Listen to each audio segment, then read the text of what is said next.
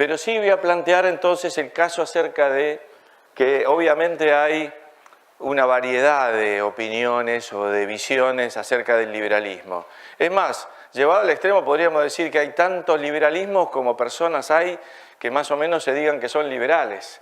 Cada uno de nosotros, incluso los que estamos acá, seguramente que tenemos puntos de acuerdo y puntos de desacuerdo, y tomamos ciertas teorías, algunas sí y otras no, o sea que tenemos una enorme variedad de ideas, de teorías, de propuestas, y cada uno hace la mezcla que más le gusta. Así que en ese sentido, la verdad que hay tantos liberalismos como liberales puedan ustedes conocer. Pero vamos a tratar de, eso no nos permitiría decir mucho o nada, así que vamos a tratar de simplificar un poco. Voy a plantear que esas cuestiones que podríamos llamar distintas visiones del liberalismo tienen que ver con su propio origen y con su evolución y con los temas y las polémicas que fueron generándose en el transcurso del tiempo. Entonces voy a ir señalando algunas, la verdad no son todas. Ustedes seguramente podrán mencionar algunas más, hay otras, hay algunos aquí que saben más de ellas que incluso que yo, pero yo voy a tratar de hacer algo introductorio para ustedes y plantearles de dónde proviene. Y voy a partir señalando presentando algunos personajes. Como ni puse los nombres, entonces les cuento quiénes son. O alguno conoce quiénes son. A ver la foto. ¿Quiénes son estos personajes? A ver. Hobbes y Locke, muy bien. Thomas Hobbes, John Locke. Un debate acerca de la naturaleza humana. ¿Qué es el ser humano? ¿Es esencialmente villano, ruin, malvado, busca su interés personal a costa del interés de los demás? ¿Busca su interés personal sin importarle el conjunto de la sociedad, etcétera? ¿No sería posible que existiera una cooperación voluntaria entre las personas si no es porque hay un leviatán, digamos, que lo disciplina y aplica el látigo para que nos portemos bien? Necesitamos ese látigo para poder hacer cosas en conjunto. Eso es, tal vez estoy exagerando, obviamente, pero ¿es esa la visión de la naturaleza humana o la naturaleza humana es aquella de aquel que tiene una tendencia natural a cooperar y ayudar a los demás? Bueno, acá vamos a encontrar, ya les digo, no voy a decir mucho más de eso, pero sí quiero señalar cómo de estos supuestos se desprenden luego distintas visiones y distintas propuestas acerca del liberalismo. El mismo Thomas Hobbes, entendiendo que la naturaleza del ser humano era esa, la de buscar su interés personal sin importar, la vida era en ese mundo la lucha del hombre con el hombre, entonces no es de extrañar de que él propusiera o viera con interés y simpatía la existencia de una monarquía absoluta que pusiera orden y disciplina en una sociedad de personas que si no podrían convivir entre sí. Distinta la visión de Locke lo llevaba hacia otra cosa, hacia una sociedad más abierta, más con cooperación voluntaria de las personas en el mercado, en la sociedad. Bueno, pues ¿cuál es la naturaleza humana? En fin, ustedes dirán, habrá preguntas después. Yo simplemente quiero decir que acá ya se empiezan a abrir distintas visiones respecto a eso. Vamos a otra. De nuevo aparecen, y ahí está el nombre, así que ahora a uno ya lo conocemos, el otro aparece de nuevo, que es David Hume. ¿Cuál es el origen del Estado? ¿Cómo surgió esto que ahora, sobre lo cual recorre gran parte de nuestra discusión, que es el Estado? Qué grande debería ser, qué pequeñito, etcétera. Eso es algo que van a estar discutiendo durante todos estos días. Pero ¿cómo se originó esto? Y bueno, y acá vamos a encontrar de nuevo dos visiones, y estoy poniendo nada más que personajes, llamémoslo así, liberales, porque hay otros filósofos políticos que han opinado sobre este tipo de cosas. Pero estos en general son todos considerados como parte de la tradición liberal. ¿Cuál es el origen del Estado? El origen del Estado es, y ahí voy a ir con Locke allá, el contrato social. aunque todos aceptamos, digamos, y relacionamos la idea del contrato social con Rousseau. Aquí yo lo puse a Locke por ser más representativo de las ideas liberales, pero también un creyente en el origen a través del contrato social. ¿O es el origen del Estado la violencia y el abuso de los más poderosos? Es que de pronto vino uno y dijo: señores, yo soy más fuerte que ustedes, ahora todos me obedecen a mí, yo voy a poner orden acá y se acabó. Y ahora yo me asumo como el poder, la autoridad, y por lo tanto luego como el Estado. ¿Cuál es el origen del Estado? O de alguna forma nos pusimos de acuerdo para generar esta agencia que luego le dimos a llamar el Estado y le vamos a otorgar el monopolio del uso de la violencia. ¿Para qué? Precisamente para que nosotros podamos vivir en paz y tranquilidad. En vez de estar, como decía Hobbes el anterior, en ese estado de naturaleza en el cual la vida era ruin, pobre, porque estamos permanentemente teniendo que preocuparnos de la agresión de los demás, vivimos un poco como en la selva. Entonces, ¿cómo salimos de esa situación?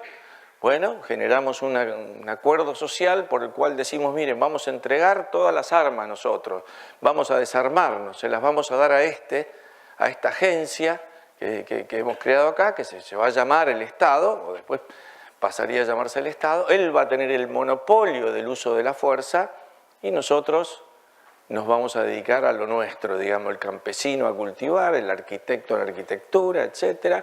Y se va a dedicar a eso. Pero algunos se preguntan: pero escúchenme una cosa, ¿hubo en algún lado algún contrato? ¿Dónde se firmó alguna vez un contrato? O a mí incluso me podrían preguntar, yo podría preguntar: escúchenme, yo no firmé nada, ¿dónde hubo un contrato social que yo me lo perdí?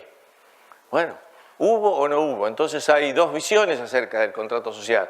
La primera era más primitiva, suponiendo de que hubo tal cosa en algún momento, y la otra es un poco más intelectualmente sofisticada, planteando que lo que hay es un contrato hipotético. Lo que hubieran firmado tal vez individuos en una determinada situación, por ejemplo, detrás de un velo de ignorancia, hubieran llegado a un acuerdo de este tipo, por más que en la práctica no tengamos evidencia histórica de que ese contrato alguna vez se haya firmado. O, como dice David Hume, no, muchachos, miren, el Estado en realidad, acá no hubo ningún contrato, ni hubo, ni formal, ni hipotético. Y si me hablan del hipotético, ¿qué pasa cuando hay alguien que dice: bueno, podrá haber un contrato hipotético, pero yo me quiero salir de él? ¿Por qué no me dejás? ¿O acaso no hay cláusulas de salida en los contratos? ¿Qué tipo de contrato es en el cual yo no me puedo salir del contrato? Entonces, más bien está basado en la fuerza, no en el consenso. ¿O no? Bueno, en fin, ustedes sacarán sus propias conclusiones, pero de nuevo acá empieza a haber una enorme discusión dentro y se darán cuenta que esto lleva a tener visiones distintas acerca de lo que el Estado es. Porque si el Estado es parte de nuestra acción y parte de un acuerdo en el cual todos nos pusimos, llegamos a ese acuerdo para construir tal cosa como esta agencia que es el Estado, bueno, tenemos una cierta obligación moral de respetarlo, de atender a sus decisiones, etc. Pero si el Estado es algo impuesto desde afuera por alguien que vino con un garrote más fuerte que el que yo tengo, bueno, la verdad que mi obligación de obedecer eso es mucho más débil si es que existe. Entonces, ¿dónde estamos? Bueno, ustedes dirán después. Todo este desarrollo de estas ideas dentro del liberalismo, digamos que estamos hablando de los siglos XVII, XVIII, y comienza a desarrollarse también acá una muy interesante discusión, ahora en términos no tanto de político, de filosofía política, sino de ética. Y la ética hasta ese momento era básicamente una ética de las virtudes, basada en las enseñanzas o en las discusiones éticas, diría, de los griegos. ¿Cuáles son aquellas virtudes que hay que desarrollar para que el individuo actúe correctamente en la vida social? Y entonces casi toda la discusión ética se refería a qué tipo de virtudes eran las que había que desarrollar en el ser humano para que se comportara adecuadamente. Pero ese debate cambia a fines del siglo XVIII y surgen acá dos visiones, bueno, en realidad uno podría decir muy anteriores a estas, pero que empiezan a predominar en la discusión acerca de cómo puedo determinar yo cuando una acción es buena o mala. Y nos vamos a encontrar con dos visiones claramente diferenciadas acá, que por supuesto estoy simplificando mucho, y es una visión basada en los derechos o una visión basada en las consecuencias. Es decir, la visión basada en las consecuencias es aquella que dice que toda una acción va a ser buena cuando las consecuencias sean buenas, sobre todo cuando exista el mayor beneficio para el mayor número, a veces también llamada como una visión utilitarista. U otras más basadas en los derechos, y ahí lo puse a Jefferson, porque tal vez ustedes recordarán esa declaración de la independencia de los Estados Unidos donde dice todos los seres humanos han sido creados con sus derechos específicos, individuales, etcétera, etcétera. Es decir, una visión basada en que hay una naturaleza del ser humano que tiene ciertos derechos inalienables y que por lo tanto esos derechos han de ser respetados, etcétera, etcétera. De nuevo, una discusión que se llevaría de acá en adelante durante décadas. Y una discusión que les digo, esto parece por ahí histórico y viejo y atrasado, pero yo diría que es una discusión y que ha sido una discusión muy clave acá en lugares como Chile. Algunos de nosotros que mirábamos, por ejemplo, todas las reformas que se hicieron en Chile, a veces nos llamaba la atención o llamábamos la atención y alertábamos de decir, uy, está habiendo una justificación de todas las reformas nada más que con un criterio consecuencialista. Es decir, las reformas se hacen y son buenas porque son eficientes. Y nadie planteaba eso en términos de derechos. Por ejemplo, no sé, ¿qué ejemplo puedo poner? Bueno, se hizo las reformas de las AFP. ¿Por qué? Bueno, porque es un sistema más eficiente que el que existía antes, que no funcionaba, etc. Pero ¿y la discusión acerca de los derechos? Bueno, ¿no tengo yo un derecho a decidir cuál va a ser mi retiro, mi pensión o lo que quiera yo decidir sobre mi futuro? Si quiero ahorrar o si no quiero ahorrar, si quiero poner el dinero acá o si no quiero poner el dinero acá. Eso creo que no estuvo, ese tipo de discusión. Pero como ven, esto viene de larga data, estas dos visiones diferentes, y se las puede encontrar incluso hoy en cantidad de discusiones donde algunos van a argumentar en términos de costos y de beneficios, que es la conclusión lógica de tener una visión consecuencialista, y otros van a argumentar en términos de derechos vinculados con algún concepto de que la naturaleza humana tiene ciertos derechos de por sí y por lo tanto que deben ser respetados. Bueno, otra, de nuevo, tantas estas diferencias, como van viendo ustedes, van generando distintas visiones, incluso dentro, por supuesto, dentro del liberalismo. Vamos a otra. ¿Racionalismo o evolución? Bueno, puse aquí, este señor es Descartes y este señor es Darwin. ¿Cómo se produce el desarrollo de la sociedad?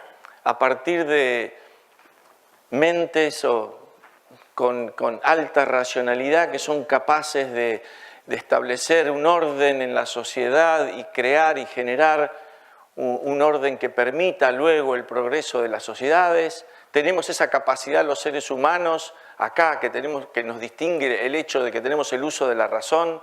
Tenemos la capacidad también de usar esta razón para ordenar a la sociedad y por lo tanto para llevar a la sociedad al mejor modelo y a la mejor forma, por el mejor camino que querramos llevarla.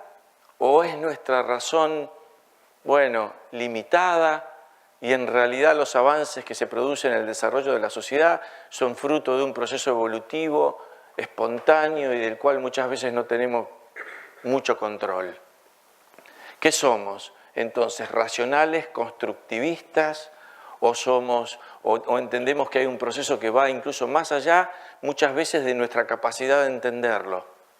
Como puede ser orden espontáneo, como puede ser la mano invisible. Qué difícil que es ver la mano invisible. Bueno, claro, si es invisible, es difícil de verla, obvio.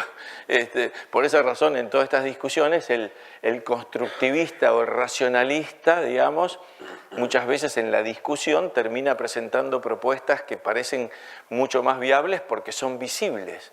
Utiliza la mano visible del Estado, ¿contra qué? Contra una respuesta, por el otro lado, de soluciones de tipo mano invisible que ya de por sí son más difíciles de ver.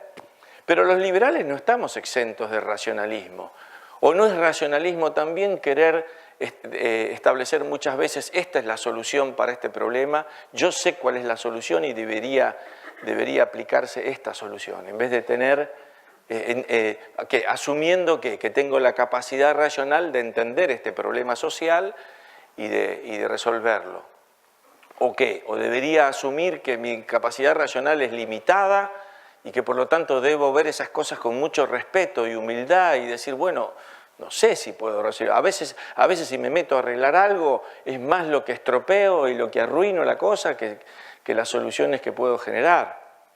En fin, muchos de nosotros a veces caemos en esas visiones racionalistas constructivistas de decir yo tengo la solución para esto, si tan solo se hiciera esto estoy seguro que tendríamos incluso una sociedad más libre como la que todos queremos tener.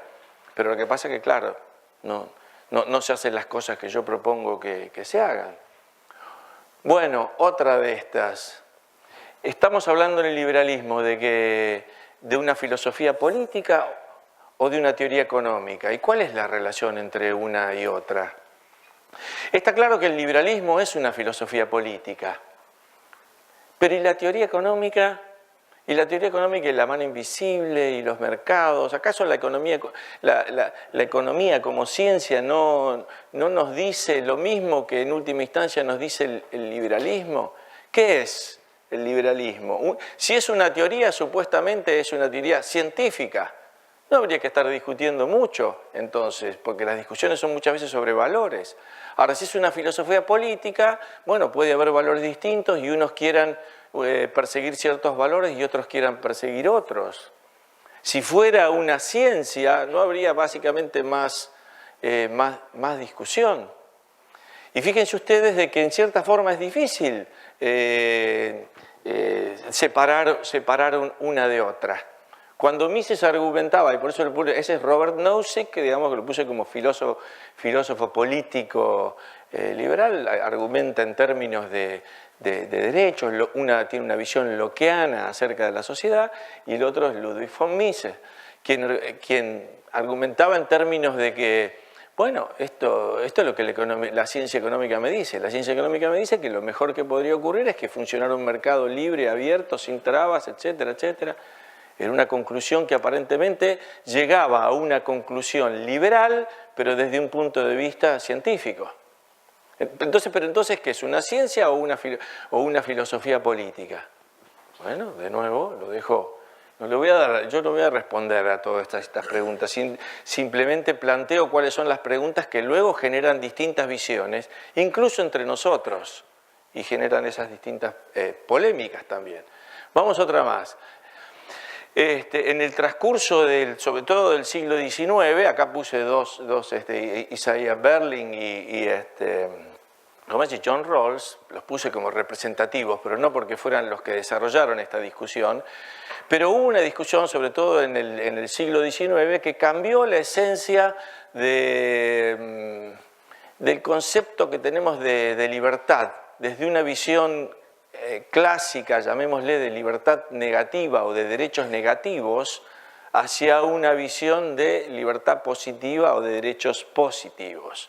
Es decir, para ponerlo en términos muy resumidos y simples, ¿qué es un derecho negativo? Suena mal la palabra negativo, la verdad, pero saquémosle un poco la carga de esa palabra. El derecho negativo es aquel que nos dice que tenemos un derecho que no debería interferir con el derecho de los demás, ¿verdad? Tengo una libertad negativa que no debería ser interferida por los otros y mi derecho no debe violar el derecho de otros.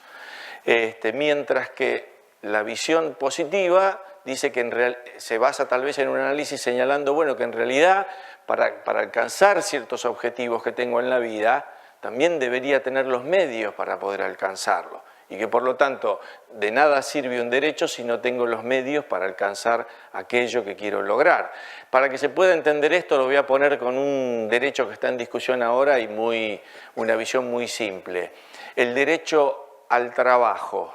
Desde una visión negativa yo tengo un derecho a trabajar o a no trabajar, digamos, si quiero. Lo que no puedo es interferir en ese mismo derecho que tienen los demás. Los demás también tienen un derecho a trabajar o a no trabajar si quieren. Es una visión negativa. Tienes un derecho, pero no puedes interferir en el derecho de los otros. La visión positiva, que es la que termina predominando en el siglo XIX, es una visión positiva que básicamente diría: yo tengo un derecho a un trabajo. Bueno, eso es una cosa distinta, muy distinta, es decir, yo tengo un derecho a trabajar y nadie me lo puede impedir si quiero trabajar o si no quiero trabajar, y otra cosa muy distinta es decir, yo tengo un derecho a un trabajo. Un derecho a un trabajo, bueno, si tengo un derecho a un trabajo, alguien me lo tiene que dar. ¿Y quién va a ser? Bueno, va a ser ese aparato que hemos creado para proteger los derechos, que es el Estado. Por lo tanto, no es de extrañar que de la mano de esas libertades positivas o derechos positivos venga el Estado benefactor. ¿Por qué? Porque el Estado policía, digamos, se suena mal la palabra también, pero el Estado clásico pequeño era un Estado que protegía esas libertades negativas. Entonces protegía al individuo de la interferencia que los demás u otros pudieran ejercer sobre sus propios derechos. Entonces las funciones del Estado para proteger esos derechos eran la policía, la seguridad, la defensa exterior, etcétera, etcétera. Pero si ahora el Estado tiene que proteger derechos positivos, es decir, tiene que proteger el hecho de que tengo un derecho al trabajo, tengo un derecho a la salud, tengo un derecho a la educación, bueno, el Estado ahora tiene que generar empleos, tiene que generar hospitales, salud, escuelas, programas y todo eso que hemos visto que el Estado ha asumido durante el siglo XX. Y si seguimos así, seguirá creciendo. Yo voy a proponer ahora que el Estado, ya que trata de cumplir todos estos, ¿por qué no también el derecho a la fama? No sé, hagamos esa, ¿vieron la de Andy Warhol que decía todo el mundo debería tener 15 minutos de fama en su vida? Bueno, es un derecho que el Estado debería garantizarme a mí, ¿por qué no? Me puse a pensar en eso, digo, ¿cómo sería esto de que el Estado me garantizara el derecho a la fama? Bueno, yo quisiera, no sé, yo quisiera tocar con los Rolling Stones durante 15 minutos arriba de un escenario. Pero que los fans realmente griten, no que me pongan ahí algunos que para cumplir mi derecho, no, que sean realmente fans y se entusiasmen con lo que yo pueda. Horrible voy a cantar, pero bueno, en fin. Pero no tengo un derecho ¿por qué no tengo un derecho a la fama también? De la misma forma que hay un derecho positivo a otras cosas. En fin, de nuevo, esto se presta para mucha discusión, pero simplemente quiero señalar de que acá esto abre distintas visiones acerca del papel del Estado y, como van a ver, distintas visiones también dentro del liberalismo, sobre el cual voy a ser muy amplio en luego presentar acá como distintas visiones acerca o escuelas del liberalismo. Luego, ¿el liberalismo qué es? ¿Y cuál es la relación del liberalismo y la democracia? Digamos, ¿el liberalismo y la democracia son la misma cosa? ¿Uno implica al otro? ¿O cómo es esta relación? Bueno, en realidad la respuesta tal vez en este sentido es algo simple. El liberalismo ha sido el que ha propuesto, los liberales, digamos, fueron los que han propuesto, impulsado y logrado el avance el nacimiento y el avance de la democracia en el mundo. Así que tenemos mucho para decir respecto de la democracia, pero es esencialmente el tema, la democracia una parte del credo liberal. Bueno, lo es, pero estamos hablando de dos cosas distintas. Porque el liberalismo, más que nada, lo que trata es acerca de las funciones que el Estado debe cumplir y cuáles no. Mientras que la democracia en realidad es hablar acerca de qué forma y a través de qué proceso pacífico vamos a elegir aquellos que luego se van a hacer cargo de dirigir este aparato que llamamos el Estado. Es decir, uno está hablando acerca del ámbito, ¿no es cierto? ¿Qué es lo que el Estado debe hacer o no debe hacer?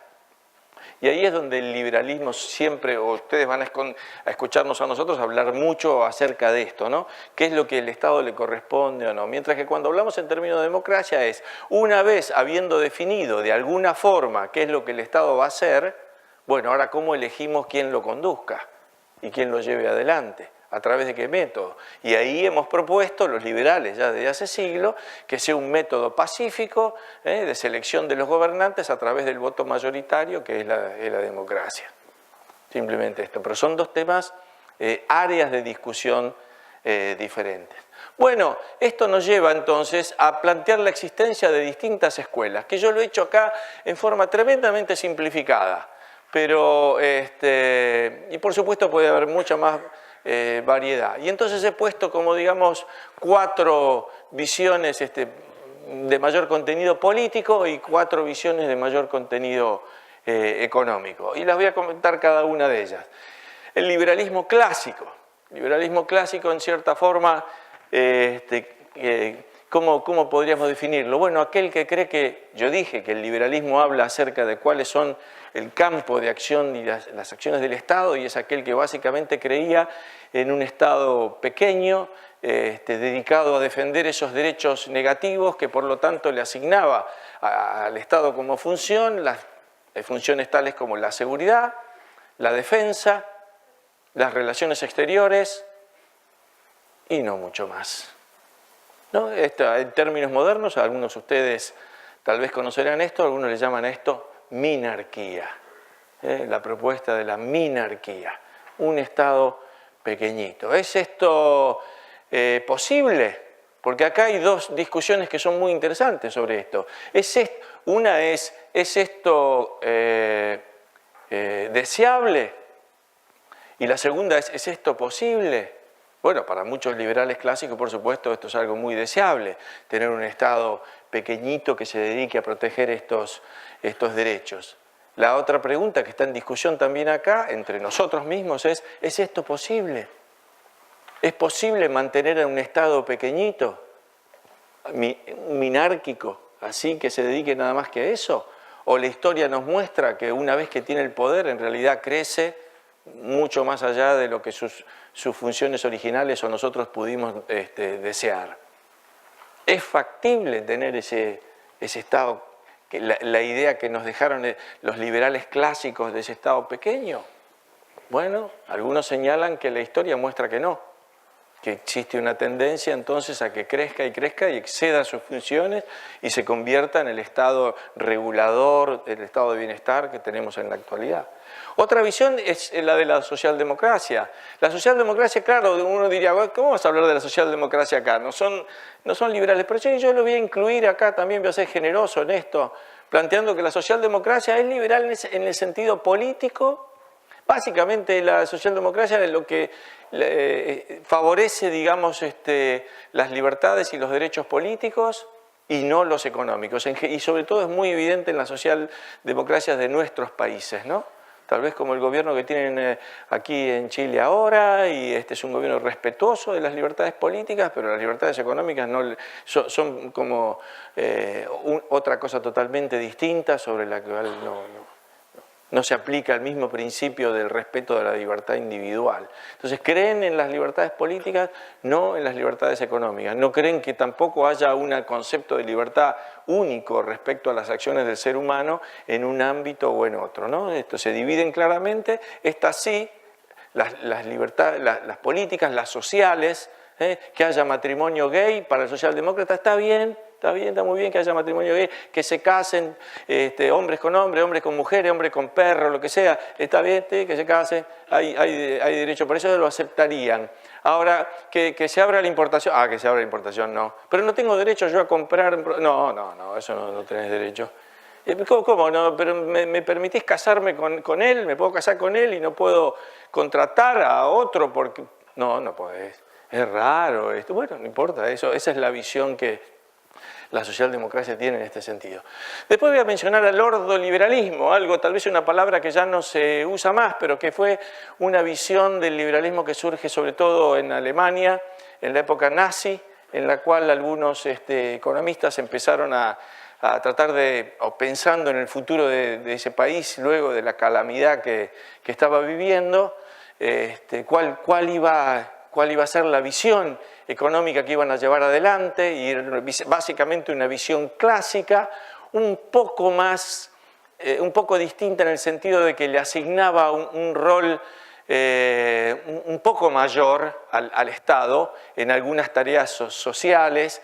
Sobre todo les preocupaba mucho a estos autores regular la competencia. Habían estado muy preocupados por la Alemania de principios del siglo y el papel que habían cumplido los llamados carteles o grandes agrupaciones de empresas que luego aprovechó Hitler una vez que llegó al poder. Entonces centraban mucho su análisis en eso, en el análisis de la competencia y la regulación de la competencia. Y luego tuvieron, en realidad diría que es una escuela más que teórica, una escuela de tipo de política económica, digamos, en lo cual fueron muy eficientes con distintos personajes en Europa que son los que produjeron los milagros que pusieron esos países de pie nuevamente después de la guerra. Y por último voy a mencionar al libertarianismo o anarcocapitalismo, como tiene distintas acepciones, aquella visión que va un paso más allá del liberalismo clásico y que, planteando esa crítica en el sentido de que el liberalismo clásico no ha sido capaz de contener al Estado pequeñito y minárquico, digamos,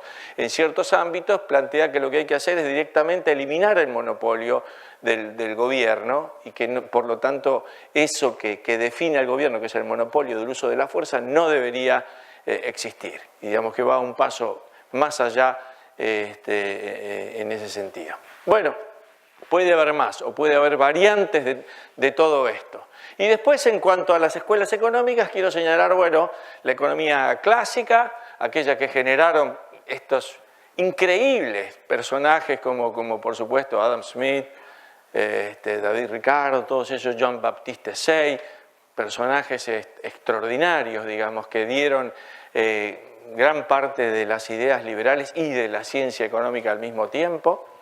Al keynesianismo, ¿podríamos considerarlo liberal? Bueno, en la misma forma que, por supuesto que para muchos de nosotros de pronto aquí no, pero si vamos a incluir a la socialdemocracia, digamos, como favoreciendo partidarios de la libertad política, aunque no de la económica, el keynesianismo, algunos lo interpretan también como una visión que en su momento quiso tratar de salvar al capitalismo de una crisis profunda, etcétera, y que era gente también que era claramente liberal en lo social y liberal en lo político. Bueno, dejémoslo ahí, es parte de la discusión. El equivalente del ordoliberalismo es lo que suele llamarse la economía social de mercado, que habrán escuchado mucho esas palabras, y el del libertarianismo es obviamente un libre mercado prácticamente absoluto. No quiere decir ausencia de normas, sino ausencia de monopolio de las normas, ¿no? Es decir, el anarcocapitalismo no plantea la anarquía, es decir, la ausencia de normas, sino que plantea que no exista un monopolio para la imposición de las normas, para la creación y el surgimiento de las normas. Bueno, esto es básicamente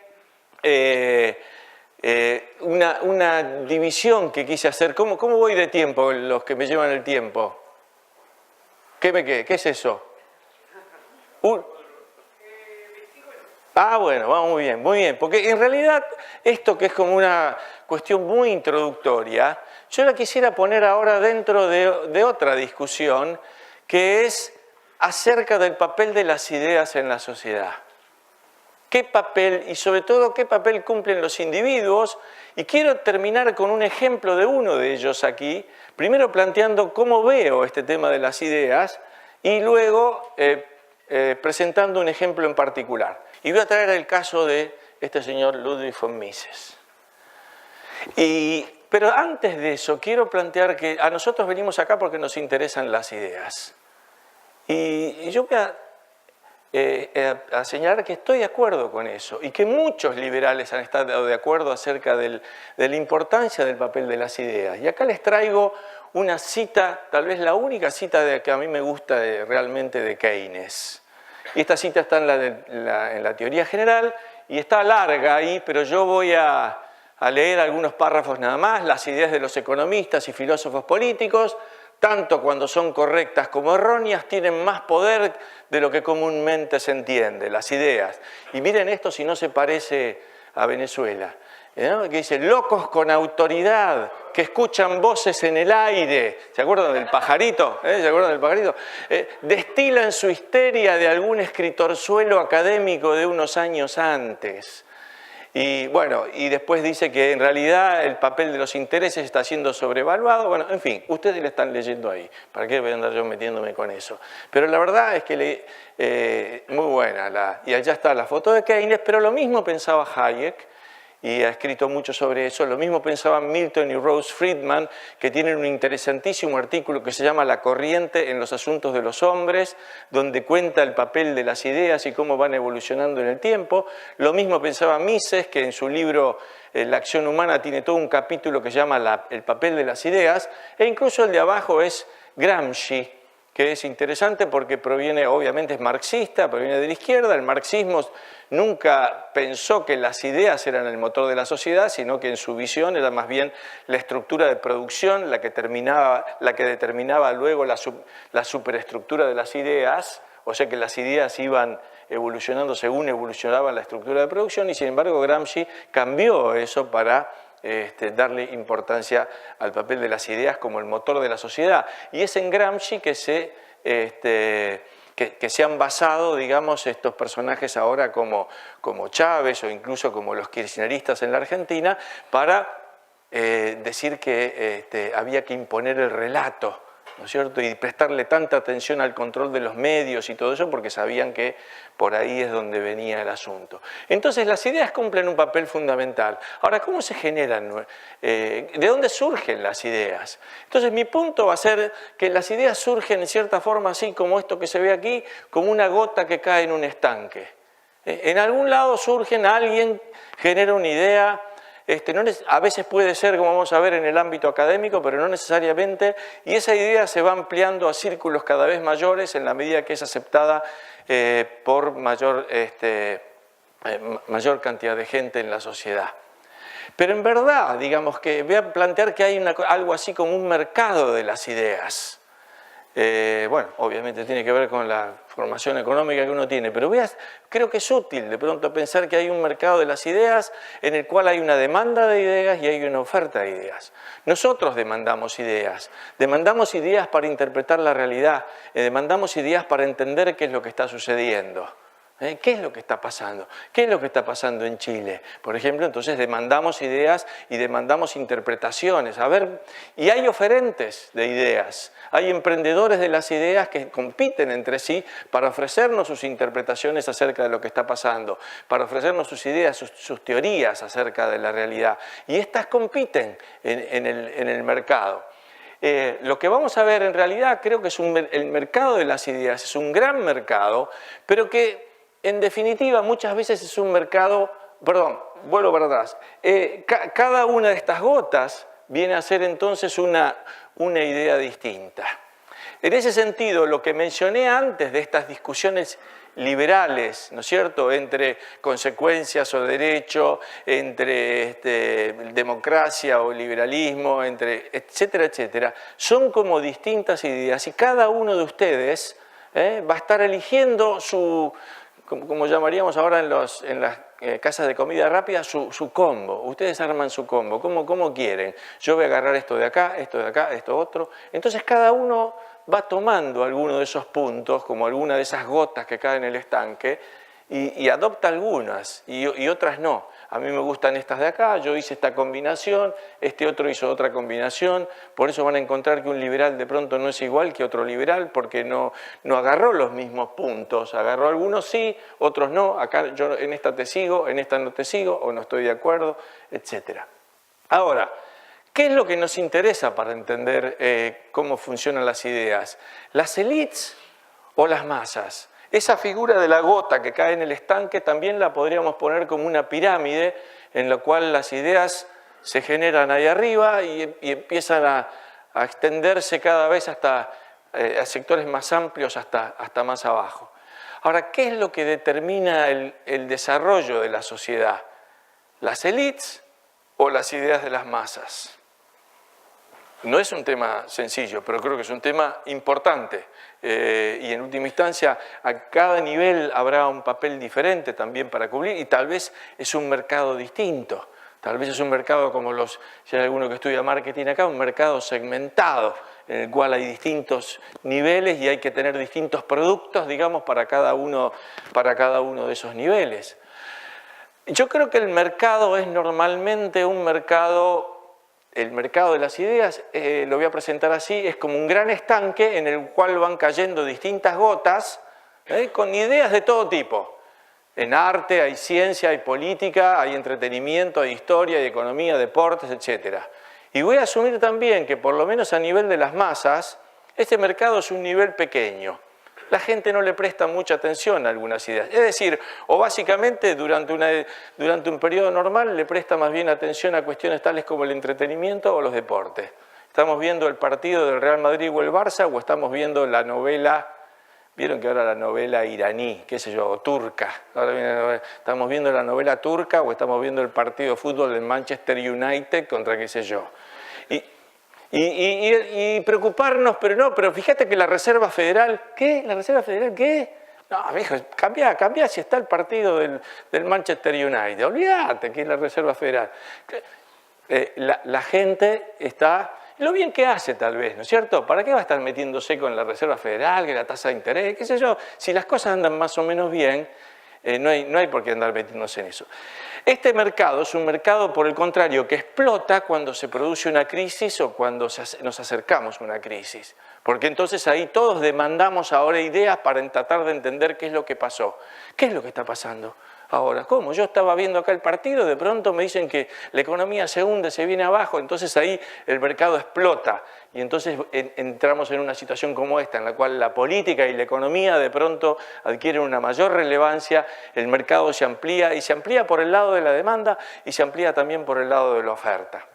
Ahora, esa crisis muchas veces es la que permite que exista un cambio, ¿no? Porque la verdad que la gente tiene como que sacudir esa modorra mental, digamos, y la crisis permite hacer eso y permite de pronto abrir los ojos y decir hay que ir por un camino distinto. Ahora, no nos garantiza la crisis qué camino se va a tomar. Puede que salga bien, puede que salga mal.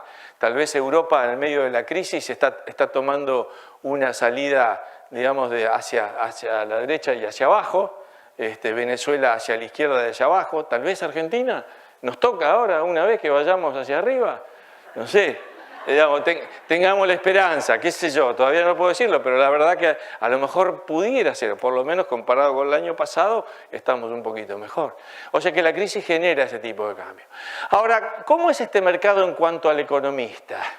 Es decir, yo voy a hacer ahora la gota en el estanque de los economistas y voy a poner un liberal como ejemplo de la función que el intelectual cumple en este mercado. Y voy a señalar que este mercado está estratificado a distintos niveles.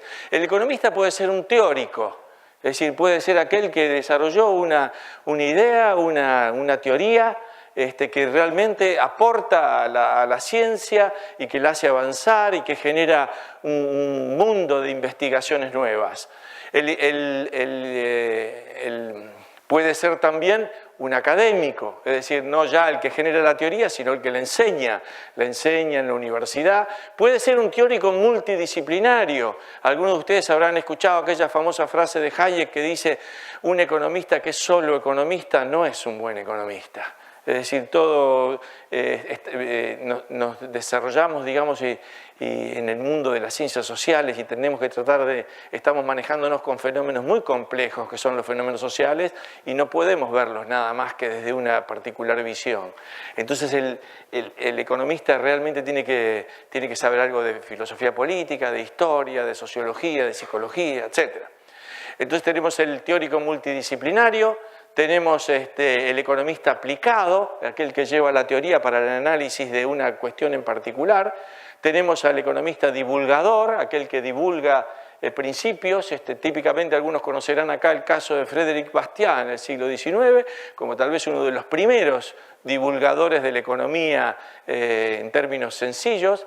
Tenemos al economista que puede ser funcionario y llevar adelante un determinado cambio política económica, aquel que es investigador, aquel que propone determinadas políticas públicas, el que aparece y está recurrentemente activo en los medios, o incluso el que es político, puede ser emprendedor, bueno, cualquiera puede ser emprendedor, el economista también puede ser emprendedor, o puede ser gestor, puede ser alguien que está gestionando algún emprendimiento.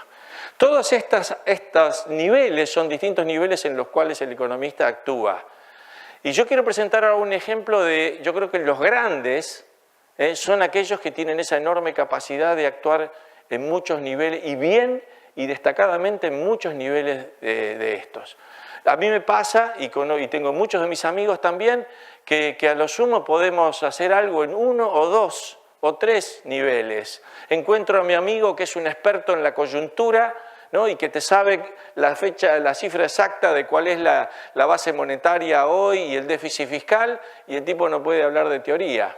Está tan metido en los números del día a día que no lo podés sacar a discutir acerca de la teoría monetaria porque ya para eso fue aparte de lo que estudió en la facultad. O al revés, alguien que está en la teoría monetaria y cuando vos le decís, pero ¿viste el último balance del Banco Central? No, ¿cómo? No sabe ni leerlo. Es muy difícil tener todas esas habilidades y que además escribe en los diarios y que además sale en la radio y que además va a dar clase en la universidad. Son habilidades diferentes. Solamente los grandes pueden hacer muchas al mismo tiempo. Y entonces voy a terminar trayendo brevemente la vida de un liberal, a quien creo yo que ha sido capaz de destacarse en muchos de estos niveles distintos. Y este es von Mises. Entonces voy a mencionar a von Mises en cada uno de estos niveles. El Mises académico, cuando tenía 30 años, él escribe publica su tesis doctoral que se llama Teoría del Dinero del Crédito, algunos de ustedes la conocerán, la cual básicamente desarrolla lo que se llama la teoría austríaca del ciclo económico, a través de la cual buscamos explicar, digamos, las fluctuaciones que ocurren en la economía.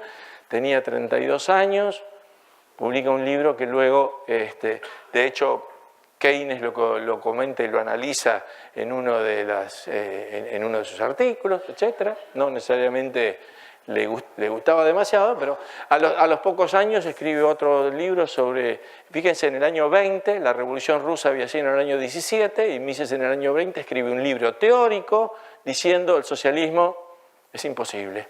Es decir, no estaba diciendo el socialismo es bueno o malo, estaba diciendo es imposible. ¿Por qué? Y porque, miren, los recursos se asignan en la economía a través de los precios son intercambios de derechos de propiedad. Como el socialismo niega la propiedad, no va a haber tal cosa como precios y no van a poder asignar los recursos, eso no funciona. En el año 20 hubo que esperar 70 años más para que se verificara lo que realmente ahí ya estaba planteado, de que eso iba camino al desastre.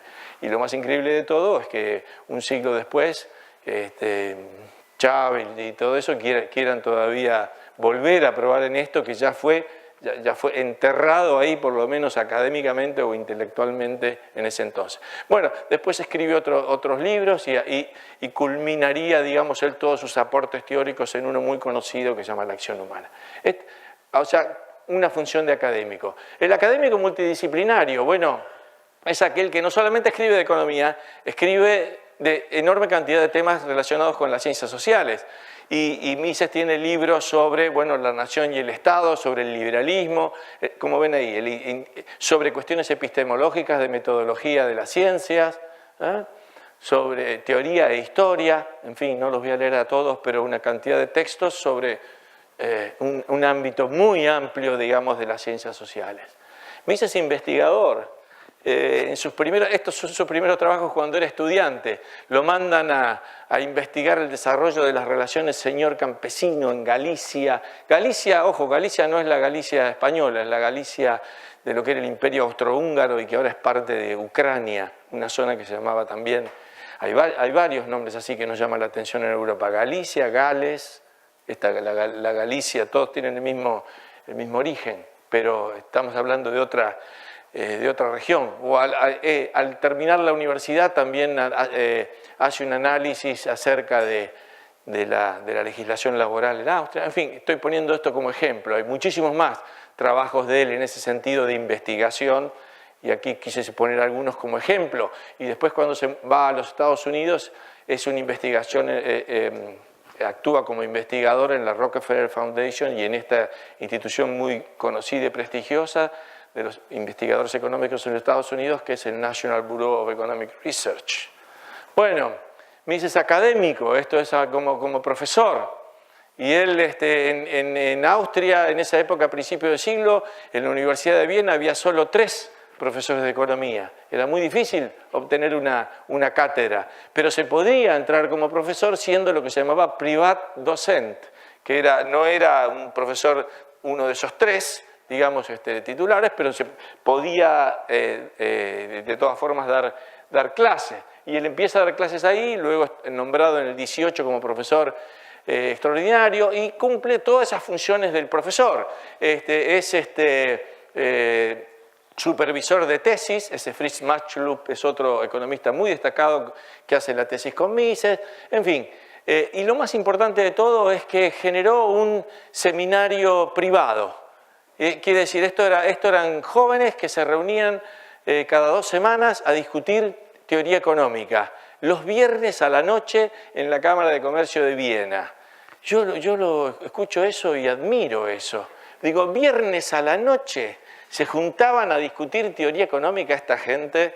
Era otra época, claro, no había televisión, cine, no sé qué le pasaba a esta gente. Pero efectivamente hacían eso, pero claro, absolutamente de forma desinteresada, pero ¿qué pasó? De ese grupito salieron Hayek, Gottfried Haberle, Schutz, Fritz Machlup, en fin, Morgenstern, el creador de la teoría de los juegos, todos salieron de ese grupo y de ese seminario que se reunía los viernes en un café o en la Cámara de Comercio de Viena. En fin. Algo que por ahí para muchos de nosotros sería difícil de hacer. Y lo mismo hizo después cuando se mudó a los Estados Unidos y generó toda una camada de economistas que son los que a veces están los libros ahí de autores norteamericanos ahora, pero seguidores de Mises en ese sentido. Bueno, ¿qué más? Mises divulgador. Cantidad de artículos simples, yo puse algunos, el mito del fracaso del capitalismo, el intervencionismo como causa de la crisis económica, el regreso del libre cambio, el crecimiento general de los precios a la luz de la teoría económica, etcétera, etcétera. Cuando se fue a los Estados Unidos participaba en una revista que a lo mejor ustedes conocen que se llamaba The Freeman, que era una revista que divulgaba, digamos, en artículos simples, ideas económicas. Acá tenemos al Mises aplicado. Ocurrió una anécdota que tal vez le divierta y bastante interesante. Mises trabajaba en la Cámara de Comercio de Viena y hacía informes y artículos de coyuntura económica, ¿no es cierto? ¿Qué debería hacer el Banco Central del Imperio Austrohúngaro? ¿Y qué pasa con el patronoro o no el patronoro? Y escribía permanentemente todo. Y había acumulado todos esos artículos en su casa de Viena, pero luego, preocupado por los nazis, él acepta un trabajo en Suiza y se va. Entonces cierra su departamento, lo alquila y en un cuarto deja todos esos trabajos que había hecho. Cuando llegan los nazis a Viena, uno de los tantos que deben haber buscado es ¿dónde vivía Mises? Acá. Entonces van a la casa de Mises y entran y abren ese cuarto y ven todos esos papeles. Y los alemanes, como nazis y todo eran ordenados, agarran todos esos papeles, los clasifican, los meten en unas cajas y se los llevan. Estos deben ser papeles muy importantes, vaya a saber, y se los llevan. Y los meten en un sótano por ahí, por una zona que ahora es la República Checa. Bueno, ¿qué es lo que pasa? Termina la guerra y viene el Ejército Rojo y llegan los rusos. Y los rusos dicen, estos papeles deben ser importantes. Todo esto se lo llevan ¿a dónde? Al sótano de la KGB. Y ahí, ¿qué pasó con todo eso? Nadie sabía nada. Mises dijo, bueno, todo eso se habrá perdido, lo habrán quemado, qué sé yo. No, estaban ahí. Y resulta que después cuando cae el comunismo en Rusia, una persona viene y dice, parece que ahí en el sótano de la KGB hay un montón de artículos de Mises. Y entonces uno se fue, le sacó fotocopia y los termina publicando la editorial de Liberty Fund en 3 tomos, que son todos los trabajos de Mises sobre la coyuntura del día a día acerca de qué es lo que pasaba en la economía austríaca en esos años. Y que es terriblemente interesante de leer a un personaje que uno lo tiene como nada más que escribiendo sobre la gran teoría, ahora discutiendo si está bien lo que hizo el Banco Central o no lo que hizo, si subió la tasa de interés y bajó la tasa de interés, en fin, muy aplicado. Bueno, el Mises y las políticas públicas, él hizo muchísimo en ese momento en Austria para frenar la hiperinflación que había ocurrido, digamos, en Alemania en esos años, en los años 20, después de la guerra, 20, 21, y logró convencer a algún primer ministro ahí de Austria para que encaminara sus políticas de forma tal de evitar la hiperinflación. En fin, ahí puse algunos ejemplos acerca de eso. Tuvo mucha participación como funcionario, estaba a cargo del control monetario, digamos, de esta zona de Galicia ahí luego de la guerra. Tuvo como político no fue, pero tuvo un fundamental papel para cumplir, influyendo al que en ese momento era el principal dirigente de la socialdemocracia austríaca. La socialdemocracia austríaca en ese momento era lo que ahora llamaríamos el Partido Comunista. Y en ese momento esta gente estaba en el poder y querían ir a una revolución tipo la Unión Soviética. Y él se reúne con Bauer y luego de largas conversaciones lo convence de que sería una locura hacer una revolución al estilo ruso, y por suerte el país luego, bueno, se encamina, no es que evitó todos, pero se encamina por otros lados. Estuvo en los medios, escribía permanentemente en esos dos diarios austríacos. ¿Fue emprendedor, gestor? No mucho, pero era un directivo dentro de esa Cámara de Comercio Industria de Viena, y crea ahí adentro el Instituto Austríaco del Ciclo Económico, nombrando como primer director de este instituto a Friedrich Hayek. Para estudiar el ciclo económico, y cuando Hayek se va para Londres, el siguiente director es Oscar Morgenstern, uno que después tendría mucho éxito en los Estados Unidos también desarrollando la teoría de los juegos. En fin, un personaje que logra abarcar muchísimas, un liberal, digamos, que no se centra y se encajona solamente en una área, ¿no es cierto?, que dice no, y que tiene esa capacidad tanto de desarrollar teoría como de estar discutiendo acerca de cuál tiene que ser el destino de Austria o cuál debería ser el destino de Austria mañana. No todos podemos hacer eso, pero en el mundo de las ideas hay que estar activo y participar, si por supuesto a cada uno le interesa en cada uno de estos niveles. Porque eso en última instancia, yo creo que si ustedes están acá es porque quieren, porque les interesa el futuro de la sociedad en la cual que viven, porque quieren hacer algo por ella, y bueno, y hay que hacerlo, y en cierta forma superar las frustraciones. Mises, por ejemplo, cuando escribe su autobiografía, termina diciendo: me propuse ser un reformador, pero solo logré ser un historiador de la decadencia. Estaba un poco pesimista, yo creo que fue muchísimo más que eso. Bueno, muchas gracias.